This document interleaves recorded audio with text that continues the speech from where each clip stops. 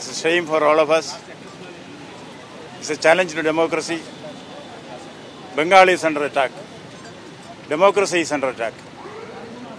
This is something which cannot be tolerated at any cost. We will certainly stem the rot. The Constitution of India is there. The legal system of India is there.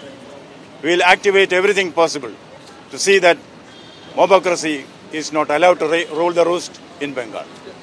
শয়ে শয়ে মানুষ তারা গ্রামবাসী তারা এসেছেন।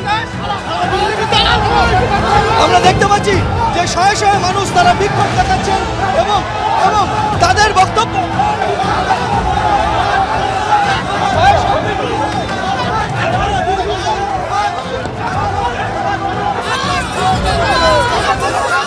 আমি CGO কমপ্লেক্সে রয়েছি এবং সিজিও কমপ্লেক্সের 7 তলায় ক্যামেরাম্যানকে বলবো ছবি দেখাতে ইডির অফিস এবং এই অফিসেই কিন্তু এখন লেটার ড্রাফট হচ্ছে, কমপ্লেন লেটার ড্রাফট করা হচ্ছে। ইডি সূত্রের খবর যে অভিযোগ তারা পুলিশের কাছে জমা দেবে।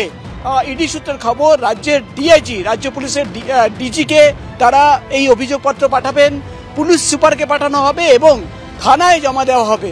অর্থাৎ একসঙ্গে প্রত্যেকটি জায়গায় অভিযোগ পত্র পাঠানো হবে এবং এই অভিযোগে বিস্তারিতভাবে ইডির তরফে যে অভিযোগ করা হবে যে তারা তদন্ত করতে গিয়েছিলেন, তারা তল্লাশি অভিযানে গিয়েছিলেন 17 জন সিআরপিএফ জওয়ানদের নিয়ে এবং কিভাবে তাদের র্যানস্যাক করা হলো, তাদের মারধর করা হলো, এমনকি তাদের কিডন্যাপিংয়ের চেষ্টা হলো, মোবাইল ফোন কেড়ে নেওয়া হলো, ল্যাপটপ ছিনতাই করা হলো। এই সমস্ত অভিযোগ সেখানে কিন্তু জানানো হবে এবং যেভাবে ইডি অফিসারদের মেরে মাথা ফাটিয়ে দেওয়া হয়েছে, গুরুতর আহত তারা পেয়েছেন, এই বিস্তারিত তথ্য কিন্তু সেই অভিযোগপত্রে থাকবে। এবং ইডি সূত্রের খবর ইডির আধিকারিকরা জানাচ্ছেন অভিযোগ করার পর তারা কিন্তু দেখবেন যে পুলিশের তরফে কি ব্যবস্থা নেওয়া হচ্ছে। যদি পুলিশের তরফে কোনো ব্যবস্থা না নেওয়া হয় তারা কিন্তু আদালতে দ্বারস্থ হবেন। অর্থাৎ তারা আইনি পরামর্শ দিচ্ছেন ইডি অফিসাররা এই বিষয় নিয়ে কোর্টে কোনো পিটিশন দায়ের করা যায় কিনা সেই নিয়েও কিন্তু নিজের কাউন্সিলদের সঙ্গে আইনি পরামর্শে তারা নিচ্ছেন।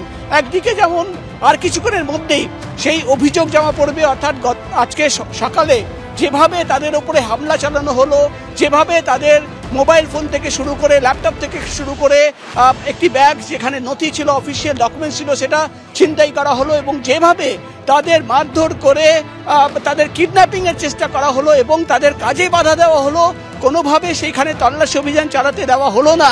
এখানেই কিন্তু ইডি আধিকারিকদের প্রশ্ন, এমন কি ছিল সেই বাড়ির ভেতরে যেটা কিন্তু লুকানোর চেষ্টা এবং যেটা যাতে সেটা ইডি অফিসাররা না দেখতে পারে, সেটা কিন্তু এই ধরনের একটা তাণ্ডব চালানো হলো রীতিমতো।